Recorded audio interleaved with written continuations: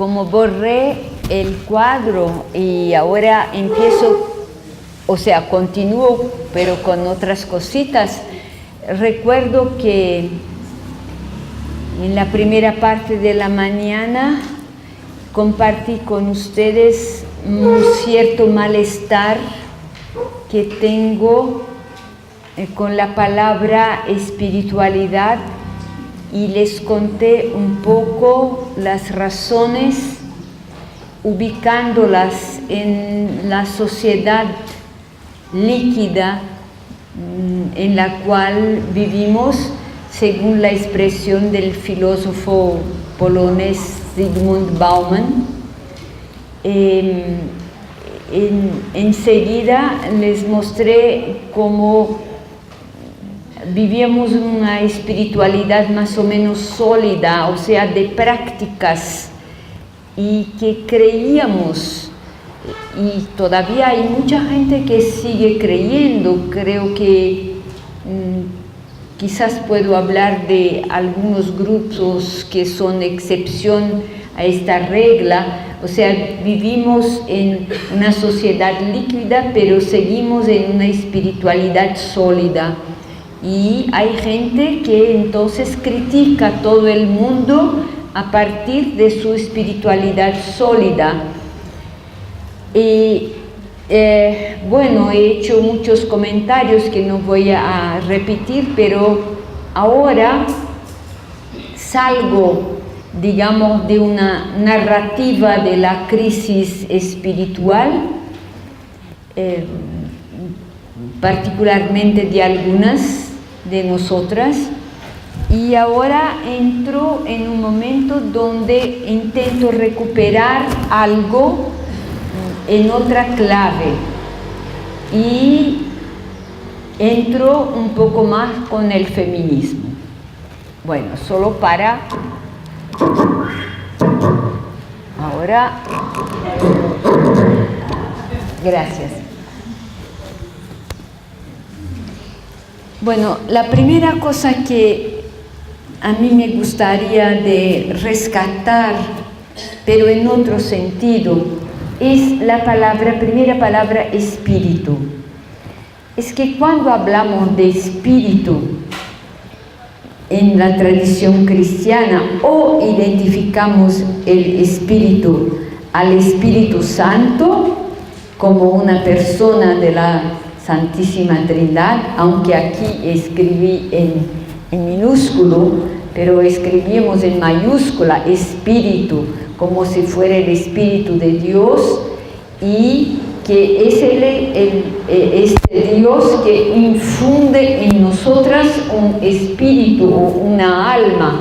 O sea que en realidad la alma de nosotros es algo que viene de Dios, que Dios nos da. Por eso que el espíritu es la parte más importante de nosotras, como hemos entendido. Y ahí, por ejemplo, la palabra espíritu con mayúscula, entonces muchas veces ubicamos como si fuera una fuerza arriba, la fuerza divina, y por eso muchas veces cantamos así: ven, ven, ven espíritu, ¿no? O sea que podemos como lo jalamos, ven, ven, ven. O sea que no está aquí en nosotras, pero está arriba, en otro lugar donde, y no sabemos, pero ven, ven, ven, ¿no? Y esto ahora ya no, en este mundo, bueno, sigue, disculpen, sigue muy fuerte, pero yo estoy hablando de excepciones.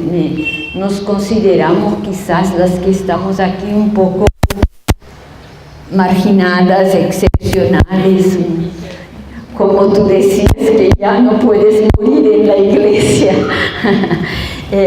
Bueno, entonces quería rescatar esta palabra espíritu como la capacidad de autorreflexión. O sea que esta capacidad de autorreflexión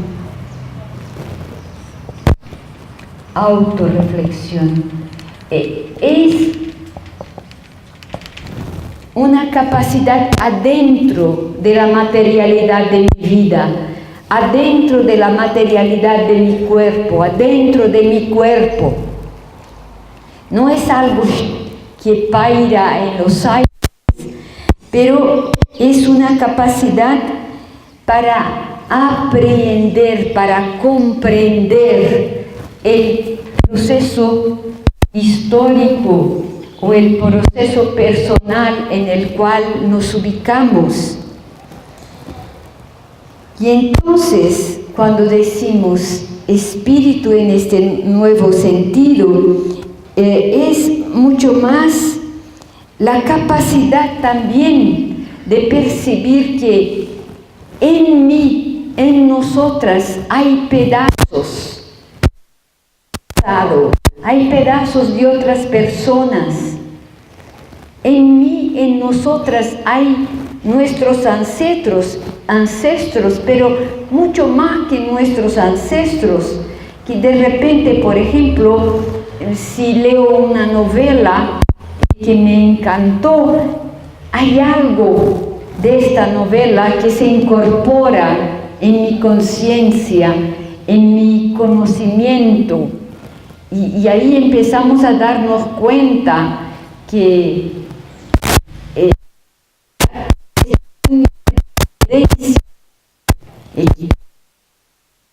quizás en la tradición católica primitiva se hablaba de la comunión de los santos, ¿no?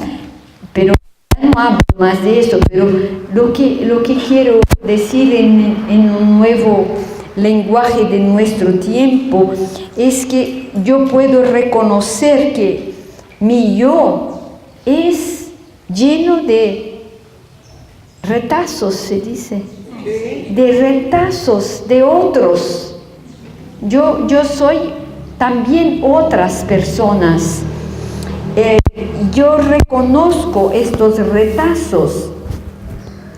Incluso puedo decir que soy, como me identifico también como cristiana, tengo en mí retazos del Evangelio, tengo en mí retazos de la Biblia, y les voy a mostrar enseguida que de repente como que me vienen cosas que ya escuché, pero ya no las ubico en el pasado, las ubico en mi presente, porque mi presente es la única manera que tengo para entender el mundo, mi presente y el pasado. Entonces, reconozco que esta palabra espíritu tiene que ver con una capacidad humana de reflexión, y no solamente de reflexión, pero también de reconocimiento, que no hay individualidades puras, todas somos individualidades mezcladas, interdependientes, dependientes también. Y con eso, por ejemplo, reconozco que hay retazos de mí que me vienen de mi mamá, de mi papá, de mi abuela, de un tío, de un amigo que se fue, de unos libros que he leído. Hay retazos de mí que me vienen de un maestro que he tenido, de una maestra que he tenido. En cuanto les hablo, los retazos me vienen, y quizás tenemos también gentes comunes que han también nuestro cuerpo común.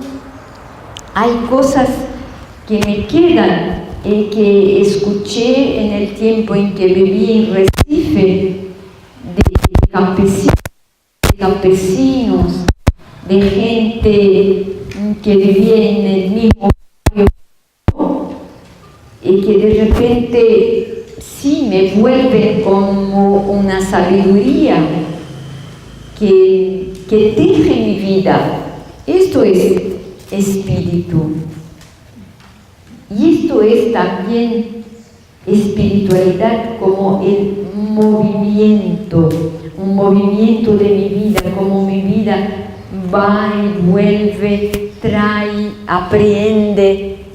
O sea que lo que les estoy señalando es que no hay que, no considero, no es para decir eso, es que no quiero considerar espíritu como una entidad arriba de nosotros. Así que puedo, ven espíritu, ven. Bueno, y el espíritu que nos ilumina es este. Y cuando yo no sé para dónde ir, las busco. Pregunto a Carmiña, ¿qué te parece esto?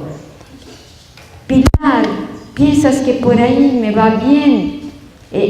O sea que el espíritu que nos hace discernir los caminos es el espíritu de nosotros, es el espíritu de nosotras, es el espíritu de nuestro tiempo.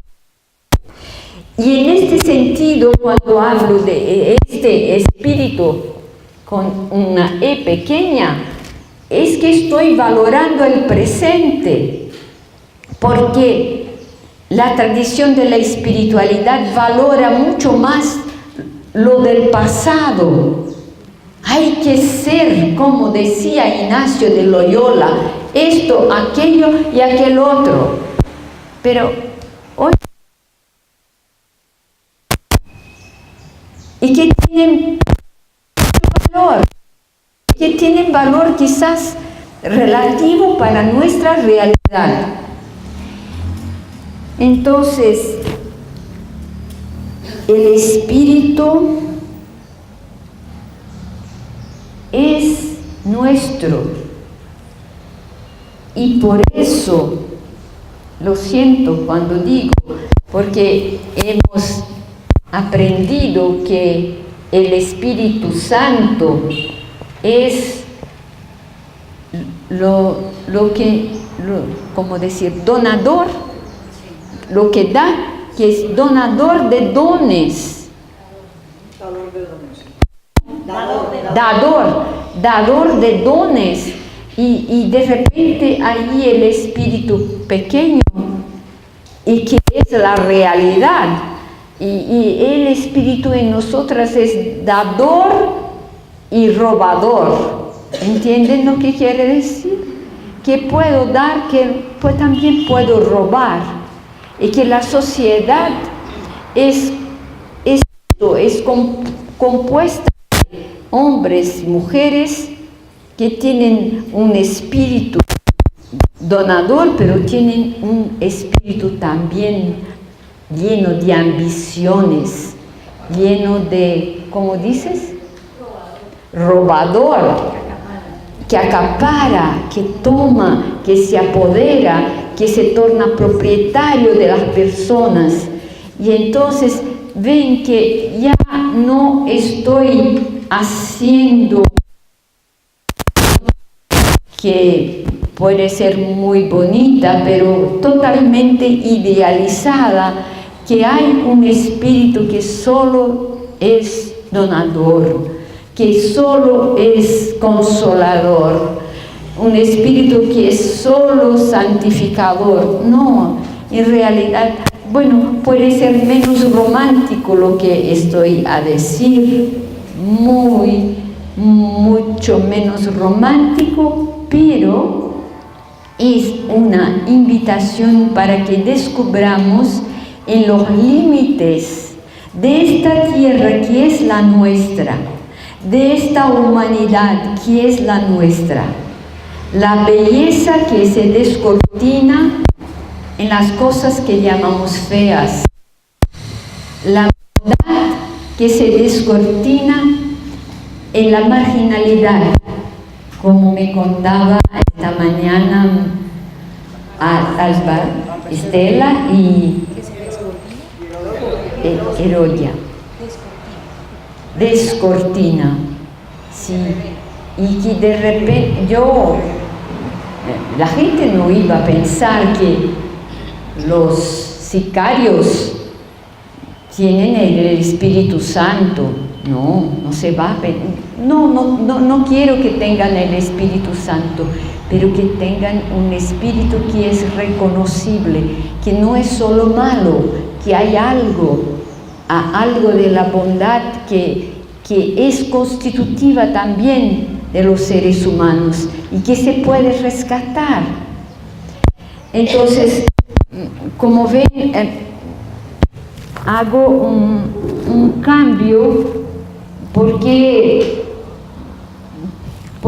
creo que hay un camino abierto que se puede seguir si acogemos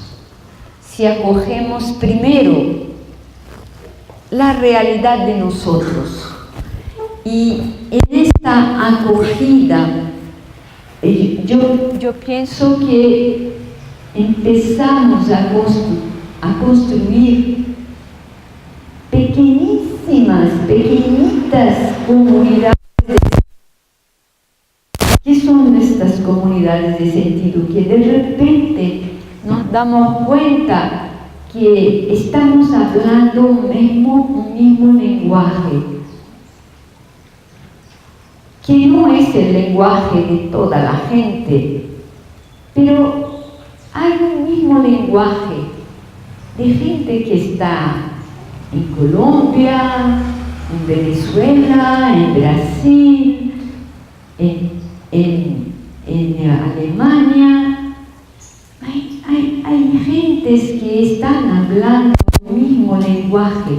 Estamos construyendo una comunidad de sentidos que es más allá que una comunidad donde se vive bajo el mismo techo. Y también estamos construyendo una comunidad política. ¿Qué quiere decir esta comunidad política? Quiere decir que la vida tiene una dimensión política. Quiere decir que el hecho de vivir en colectividad, en vivir en una misma polis, una misma ciudad o en una misma tierra, un mismo planeta, nos invita a esta dimensión de colectividad. Y entonces somos colectividad y individualidad. Al mismo tiempo, no puedo ser individuo sin colectividad. Y esta colectividad no es solo una colectividad humana, es una colectividad de animales, vegetales, del aire, de todo. No puedo vivir sin aire, no puedo vivir sin agua, no puedo vivir sin casa. Entonces, mi individualidad para mantenerse necesita de la colectividad. Y por eso somos sujetos de derecho. Y por eso tenemos que tener derechos y no sacar los derechos unos de los otros.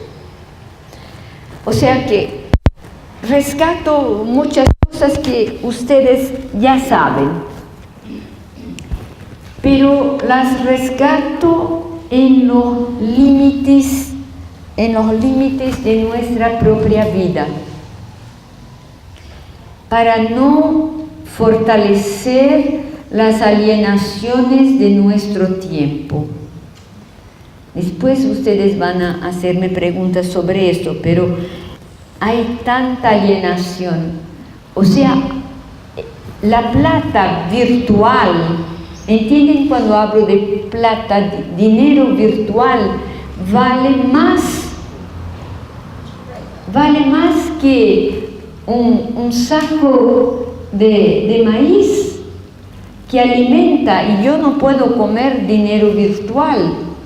¿Entienden? Entonces, La invitación es de bajar a la tierra, bajar a mi tierra, bajar a mi cuerpo, bajar para poder resolver también los grandes retos que hemos creado para nosotros mismos. Y la teología y la espiritualidad cristiana han tenido un rol importante en la alienación de nosotros. Entonces,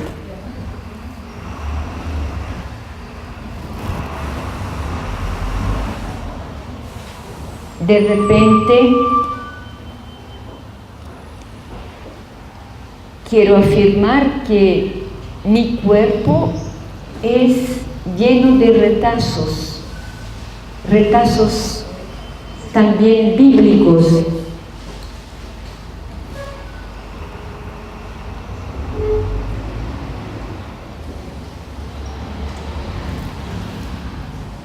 Y por curiosidad tomé la Biblia y empecé a leer el Salmo primero. Y el Salmo primero dice: feliz el hombre que no va al consejo de los impios. Y me di cuenta, y me doy cuenta que todas y todos estamos en el consejo de los impios. No hay cómo salirse. ¿Cómo? Impíos, gracias. Y aunque estoy en el consejo de los impíos, quiero salir, todas queremos salir. Estamos en este marasmo capitalista y queremos salir.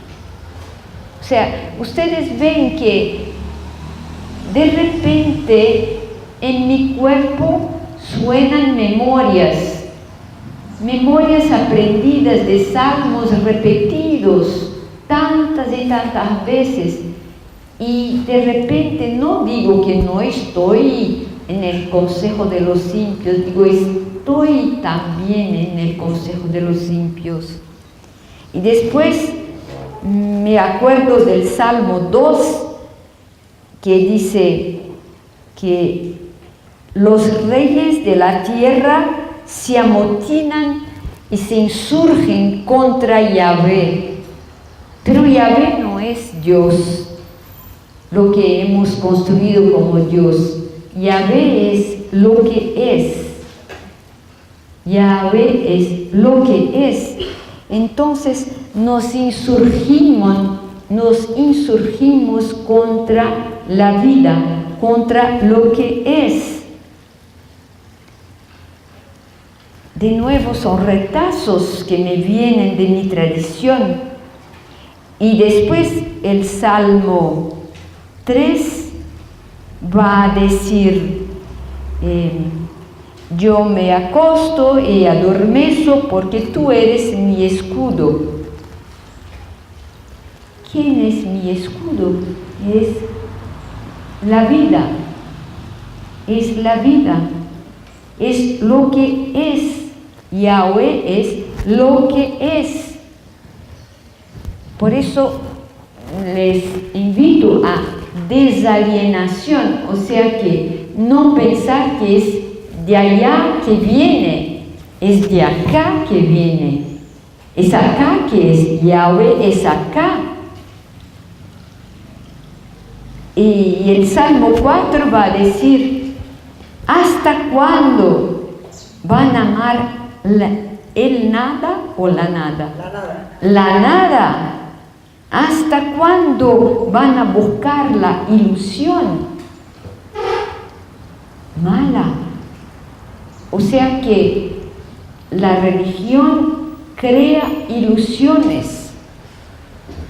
Y queremos ubicar la gente en las ilusiones y no en sus cuerpos. Y termino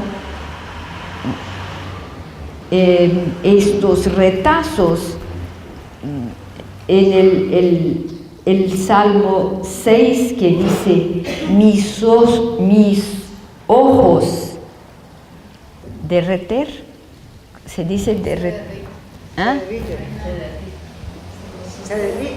Se derriten, mis ojos se derriten de dolor por la insolencia de los opresores. Yo no sé cuáles eran los opresores del salmista, pero sí sé esto. Este retazo me muestra cara de insolentes de hoy. Entonces, es por ahí que les quiero decir que los retazos, no pedazos,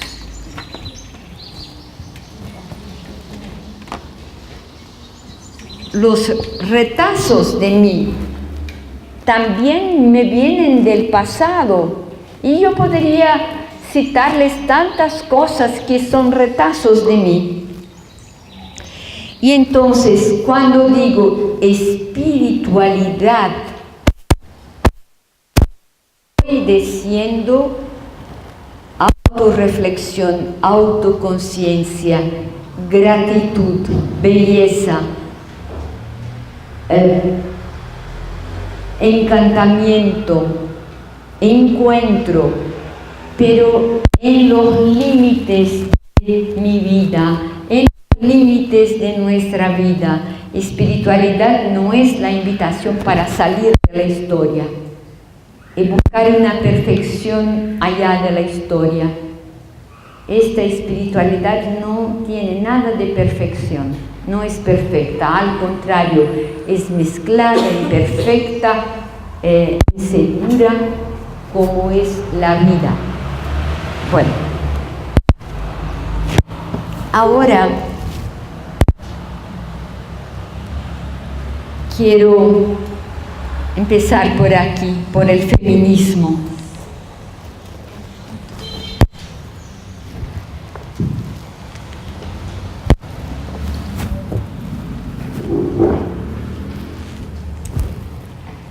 En esta búsqueda de sentidos de mi vida, de repente me torné feminista. Y yo les digo de repente, porque yo era activa en la teología de la liberación. Era participante de las reuniones de las eminencias liberacionistas, hasta un punto que un gran teólogo, una vez había una reunión de teólogos y me invitaron, yo era la única mujer, yo estaba tan tímida con ellos, ustedes no pueden imaginarse, yo les tenía miedo, sí, porque en la época yo era bien jovencita, ¿no? 45 años atrás yo era bastante jovencita, ¿no? Pero ahí estaba, ahí un eminente teólogo vino y me saludó y me dice, ¡ay, Ivonne, estás aquí! Digo, sí. Y dice, ¿estás aquí como mujer o como teóloga? ¿Qué piensan ustedes que le contesté? Las dos. ¿No? ¿Saben? Yo no he sabido contestar. Me quedé tan nerviosa que le dice, reí tontamente. Y ahora me digo, yo debería haber respondido, pero en aquel tiempo yo no sabía responderles, ¿no? De estos eminentes. Y de estos eminentes sobre todo, ¿no? Y yo sé que hubo chistes incontables en mi historia, pero el feminismo me surgió primero leyendo, ¿no? Después encontrando personas. Pero no voy a contarles todo porque no hay lugar para eso. Pero lo que quiero... Ivonne, ¿me perdonas? Sí. A mí me gustaría que contaras lo que cuentas en Las aguas de mi pozo, que es tan bello, de tu encuentro con la mujer del obrero. Ah, sí, esto puedo contar. Bueno, yo como teóloga de la liberación, yo hacía una vez por mes cursos de Biblia para obreros en una ciudad a 1 hora de Recife. Yo estaba cada vez tan contenta de irme, y sobre todo que íbamos siempre 2 o 3 profesores del Instituto de Teología. Bueno, cada vez era la misma casa de un obrero. Eran 10, 12 obreros con nosotros, y la esposa de uno de los obreros se quedaba siempre entre la cocina y la sala, y esto me molestaba terriblemente. Yo le decía: Teresa, vente, Teresa. No puedo, tengo que mirar a las niñas. Vente, Teresa. No, hasta que un día yo tomé la decisión de ir visitarla en un día de domingo. Ahí tomé el autobús y me fui. Y cuando llegué, Vicente era su esposo, y Vicente me abre la puerta. ¡Ay, qué bueno veniste! Vamos a conversar. Los dos hoy tenemos mucho que conversar. Yo dije: no, Vicente, hoy vine para Teresa, hoy quiero conversar con Teresa. Bueno, entonces comimos y después me senté con Teresa y le dice: Teresa, ahora tienes que decirme por qué no vienes a las reuniones que hacemos con los obreros. Ay, es porque no puedo. Digo: Teresa, no puedo no es una respuesta. Yo vine porque sé que tienes una razón. Bueno, para hacer breve y honrar el pedido de Carmiña, ella me dice: ¿quieres saber? Digo: sí. Se ha puesto la mano así, hasta la veo, y dice: ¿sabes por qué? Tú hablas como un hombre. Yo hablo como un hombre. Sí, tú hablas como un hombre, y a mí no me gusta. Y después digo: pero me explica. Yo me sentí realmente ofendida porque hacía lo mejor que me decía esto. Y entonces ella dice: mira, primero, solo hablas de sindicato. Ah, bueno, solo hablas de los salarios de los hombres en las fábricas. Ah, eso es lenguaje de hombre. Y de nuevo puso la mano y me dice: ¿tú conoces lo que viven las mujeres de los obreros? Dice: no. Ah, tú sabes cómo el viernes es un día lo más difícil. Yo digo: no. ¿Por qué? Ah, porque es el día donde no hay casi nada para comer, porque el obrero recibe cada 15 días el sábado. Esto en Recife era así. No sabes. Tú sabes que nosotras hacemos bordados y vendemos para poder ayudar en las despesas de la casa. No. ¿Nunca preguntaste? ¿Tú sabes los problemas sexuales que tenemos con nuestros esposos? Yo digo: no, nada. Entonces, ¿ves? Hablas para los hombres y como los hombres. Me quedé absolutamente desconcertada, pero ha sido uno de los caminos más importantes para convertirme al mundo de las mujeres, ya a mi mundo. Yo era mujer, pero no sabía muy bien lo que era una mujer. Yo era una monja, ¿no? La monja no tiene que saber. Yo era una monja, bien derechita, ¿no? Era, como mi amiga, acuérdate cuando éramos monjas. Y esta fue una de las escuelas, además de otras tantas. Una vez también unas feministas de Brasil me llamaron y han querido una conversación conmigo. Y ahí me decían, ¿usted es teóloga feminista? Yo sí, qué honor que ustedes feministas me invitan, porque en Brasil, no sé aquí en Colombia, pero había una separación entre las feministas y las teólogas, porque las feministas eran casi todas ateas, ¿no? Y las teólogas no. Entonces yo me sentí muy honrada de estar con ellas. Entonces me han dicho, ¿qué reflexionas?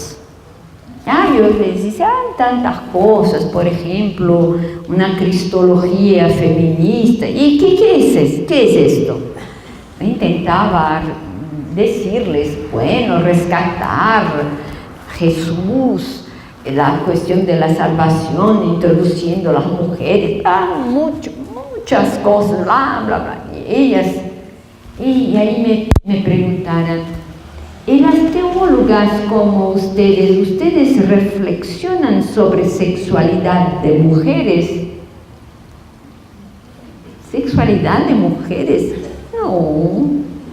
Pero esto es capital. ¿Qué alienación? Bueno, de nuevo me han puesto la alienación. ¿Qué alienación? ¿Cómo? Sexualidad, ¿no? Nunca discuten la cuestión de la natalidad, de no sé qué. Ustedes, feministas, teólogas, ¿no?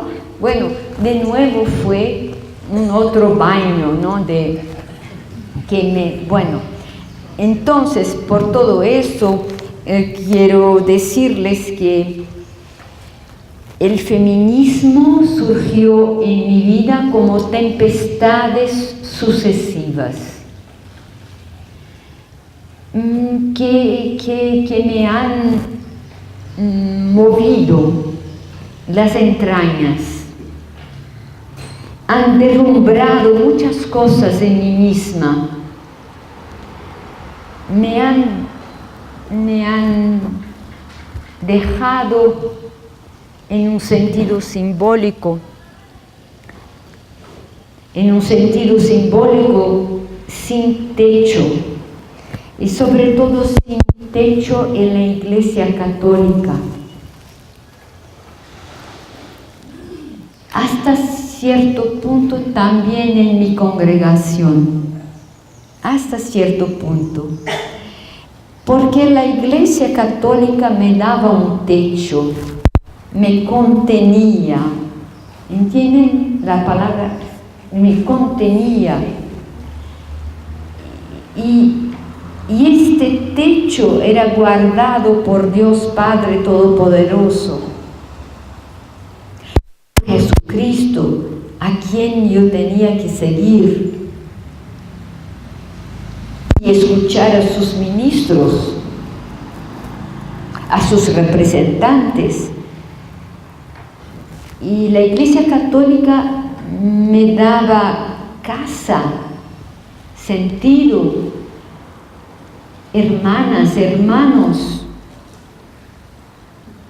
Aunque hacíamos críticas al magisterio, era nuestra casa.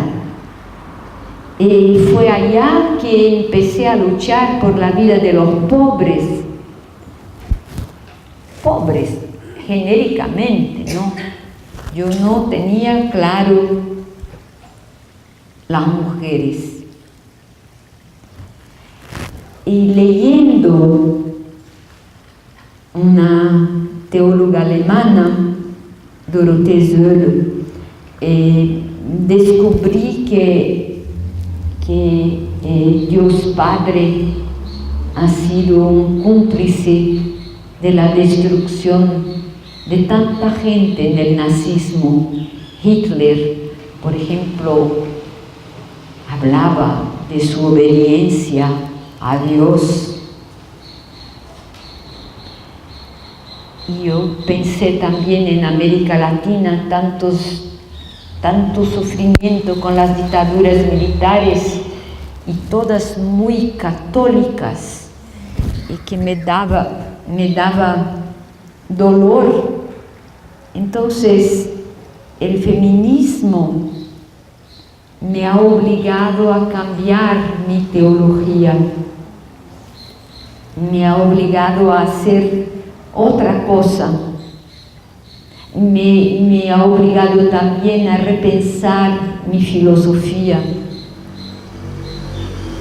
Y empecé a intentar hablar sin referirme a Dios todo el tiempo.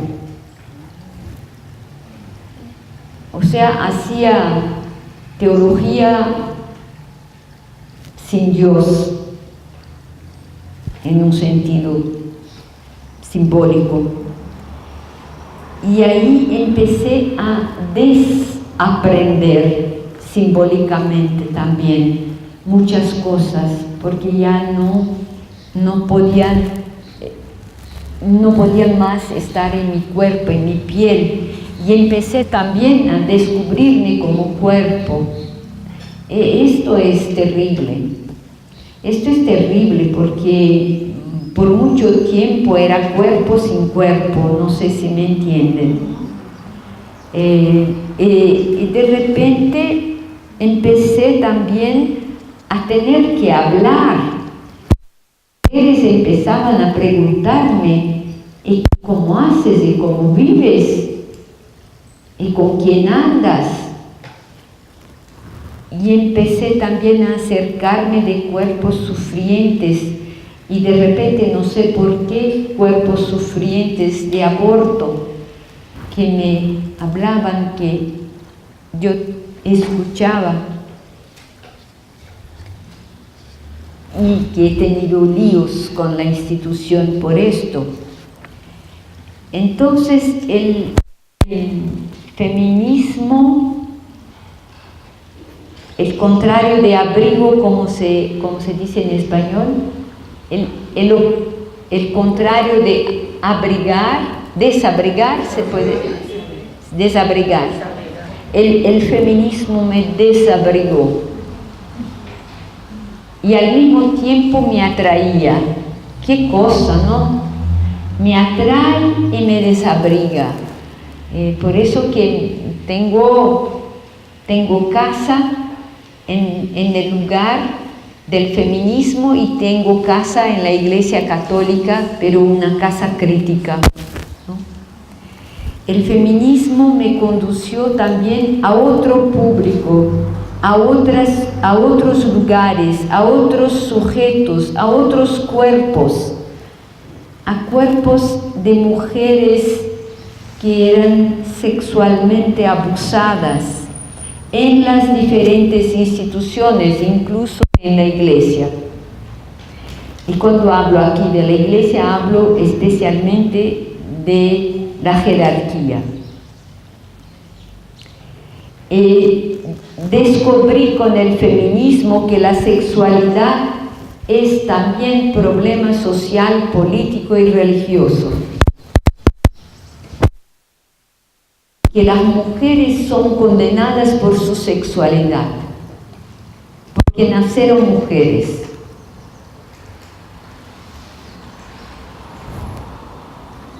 Y hasta tal punto que el otro día yo estaba en una reunión de una señora que quiere fundar un nuevo partido político. Y en esta reunión había unos transexuales. Yo les confieso que en un primer momento no me di cuenta que eran transexuales, porque estaban tan bien en una piel femenina que yo no me había dado cuenta. Solo me di cuenta cuando empezaron a hablar, porque la voz era una voz de hombre, entonces me di cuenta.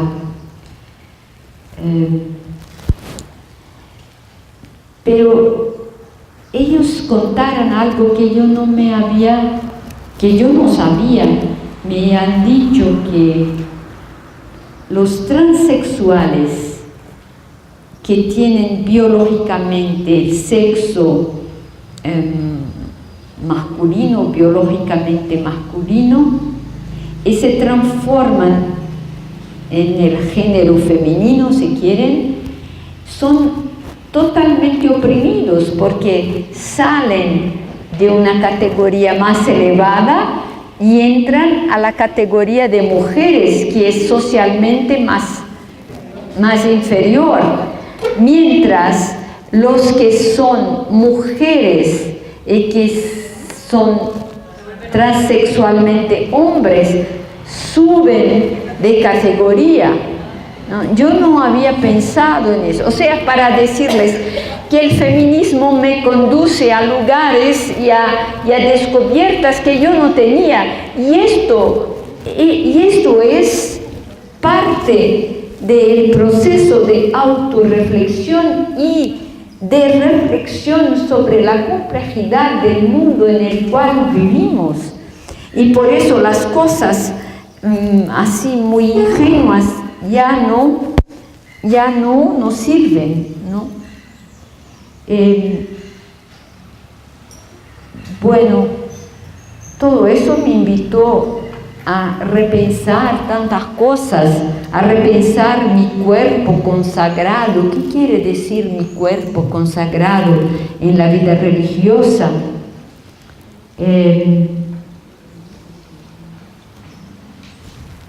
Una cosa, ¿tengo cuántos minutos? Bueno, una cosa me parecía clara, es que yo no podía salir de este camino. No no podía salir, no puedo salir. Es como, no sé si algunas conocen, si no conocen, explico en 2 palabras, el mito de la caverna de Platón. No, la idea es muy sencilla. Platón cuenta una historia, es un mito, ¿no?, que muchos hombres estaban sentados en una caverna. ¿Se dice caverna? Sí, una caverna, que estaban con corrientes, ¿no?, y veían la boca de la caverna donde pasa la luz, ¿no? Ellos sentados, y pasaban sombras, y ellos creían que la sombra era la verdad, las cosas que pasaban era esto. Y entonces uno de estos hombres consiguió liberarse de las corrientes y salió y se dio cuenta de que el mundo no eran estas sombras que creían que era la verdad, el mundo era otra cosa. Y volvió a decirles: esto lo que ven no es la verdad, esto son sombras, hay que buscar la verdad. Bueno, claro que yo estoy cambiando un poco los sentidos del mito, pero es para decir que cuando uno llega a ver algunas cosas ya no puede volver atrás. Y cuando no puede volver atrás y se queda en este lugar, tiene que muchas veces callarse o gritar, ¿no? A veces se grita, otras veces se calla cuando no hay manera de hacerse entender. Entonces, creo que el feminismo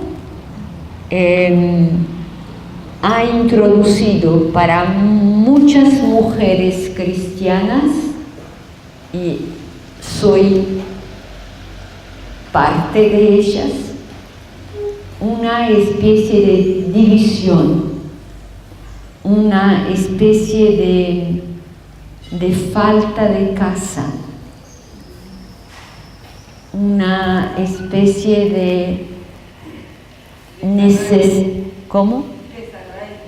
Intemperie también, que no tiene desarraigo. Intemperie, desarraigo, incómodo, porque ya no hablas la misma lenguaje, ya no lees el Evangelio de la misma manera, ya no puedes someterte a las interpretaciones de las autoridades de la misma manera. Con todo el respeto que tengo al Papa Francisco, yo no puedo soportar cuando él dice: hay que hacer una teología de la mujer. No se puede. Me acuerdo de un texto que yo he escrito: Papa Francisco, tú como argentino, Argentina ha sido uno de los, creo que el primer lugar donde hubo una teología feminista. Y él no, como si, por ejemplo, me acuerdo de una teóloga extraordinaria, Beatriz Milano Couch.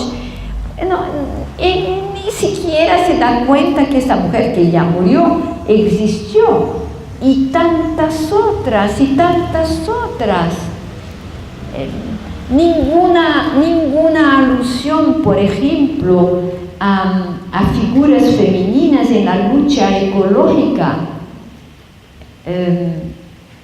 A la hermana Dorothy, ahora me olvidé su apellido, Dorothy Stang, que para mí es una mártir de la causa ecológica. He escrito todo su texto, su encíclica Laudato Si, ninguna alusión a la lucha de las mujeres de India, porque fueran ellas, ya estoy en el ecofeminismo, pero no importa. Ninguna alusión a estas mujeres que han defendido la floresta, ninguna alusión a las mujeres de Rusia que con Chernobyl han tenido que luchar por la vida de sus hijos, por la alimentación, nada. O sea que el mundo es el mundo de la lucha masculina, y después él habla que hay que hacer una teología de la mujer. Y recientemente, hace unos 2 o 3 meses, él ha tenido una reunión con las superioras mayores en Roma, y ellas le hacían preguntas excelentes. Todas las preguntas de ellas eran bastante pertinentes, y él les contestaba así tan tímidamente, como a decir una de las cosas, habló en contra las análisis de género, habló de ideología de género, habló también, prenda más tus manos, ustedes monjas no pueden ser feministas, nada de feminismo. Creo sí que ustedes no son feministas. Ojo, muchas son, pero no lo han dicho. Esto para mí es de nuevo retroceso, por supuesto, pero más que retroceso, es desconocimiento.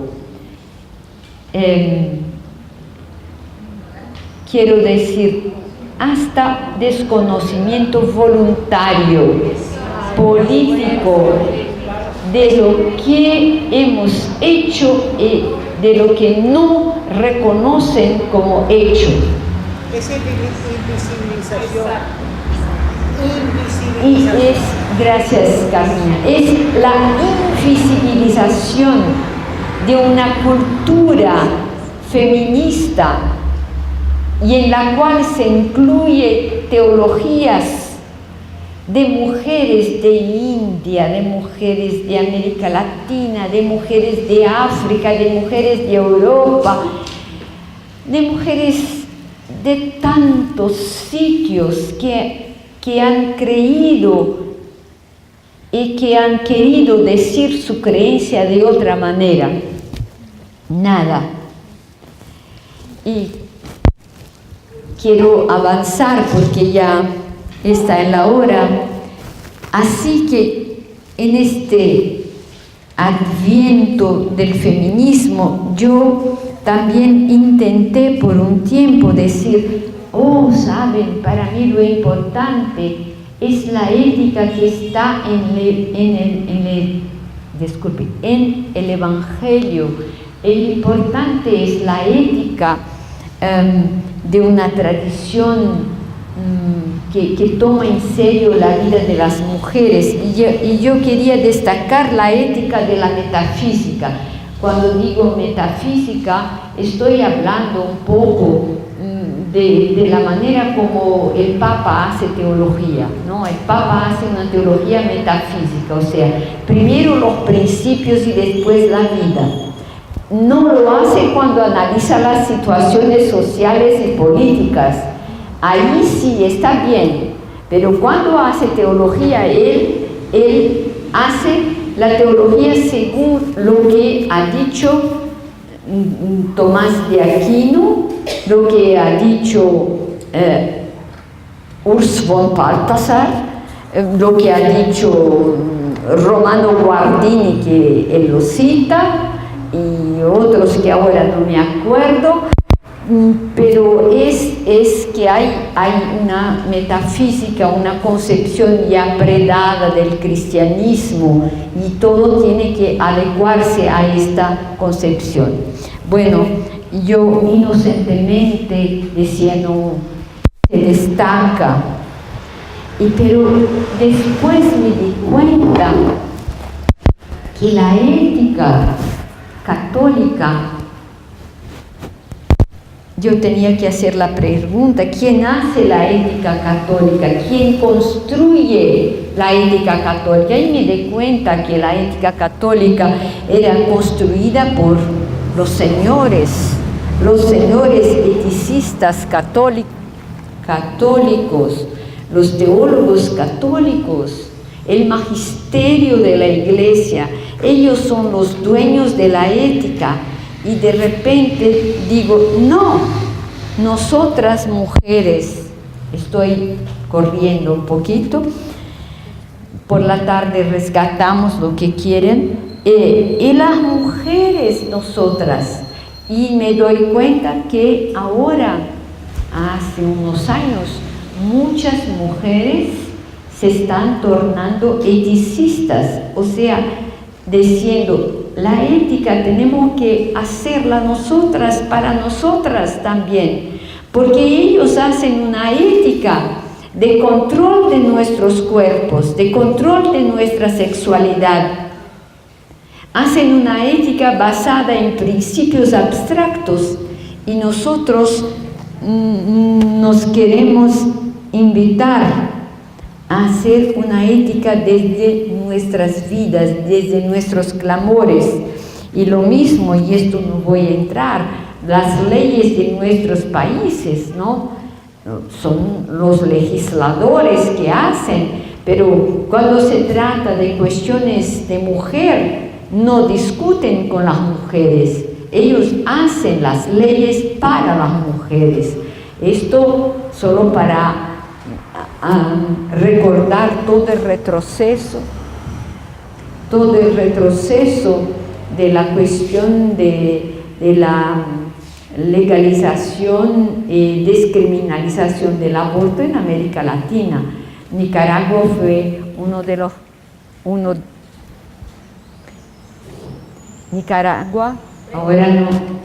Nicaragua fue uno de los países donde se descriminalizó el aborto, y ahora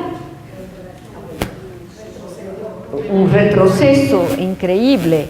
Y en todos los lugares, en São Paulo, por ejemplo, antes de São Paulo, en Brasil, el Ministerio de la Educación ha puesto en una nueva formulación de la educación que hay que estar atenta a las cuestiones de género, hacer una educación respetuosa de la diversidad. La Iglesia Católica, junto con los protestantes, los más reaccionarios, reaccionó y impidió que se pusiese esto en el documento nacional. Entonces la alcaldía de São Paulo decidió entonces poner algo en las directivas educacionales de la ciudad. ¿Qué piensan ustedes que el cardenal ha hecho? No. Entonces convocaron una reunión en la Asamblea Legislativa de São Paulo, y él prohibió a los sacerdotes de participar en la discusión. Había miles de gentes. En la víspera me llamaron por teléfono, yo no estaba todavía bien. Entonces me han dicho: señora, por favor, tienes que venir. Le mandamos un carro para buscarlas, habla 10 minutos y la llevamos de nuevo, por favor. Bueno, y yo me fui y me han preguntado: ¿tienes miedo al cardenal? No, no tengo miedo al cardenal, no tengo. Realmente no tengo. ¿Qué puede hacer? Bueno, así que hablé 10 minutos mostrando la pertinencia del texto del gobierno de São Paulo y me fui.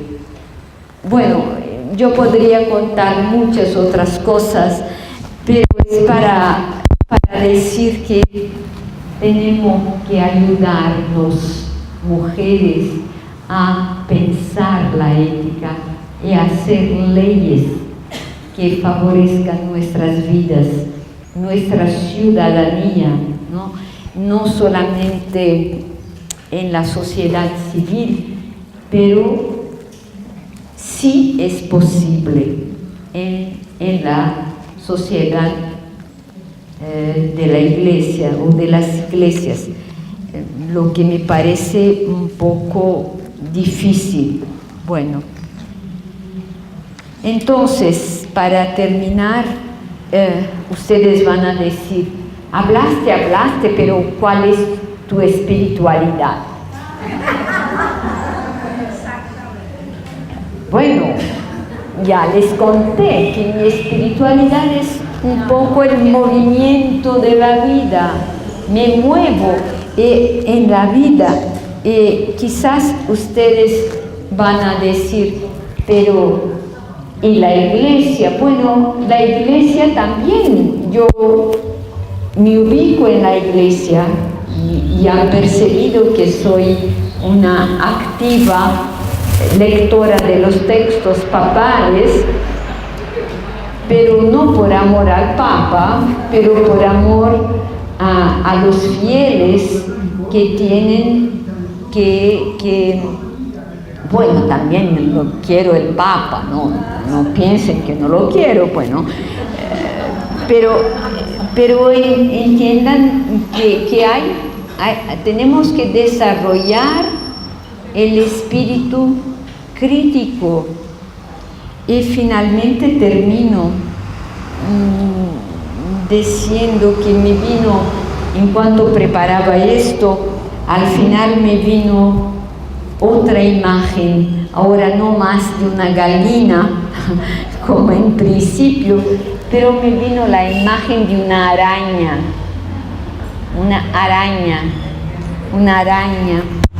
que teje el hilo que la sostiene.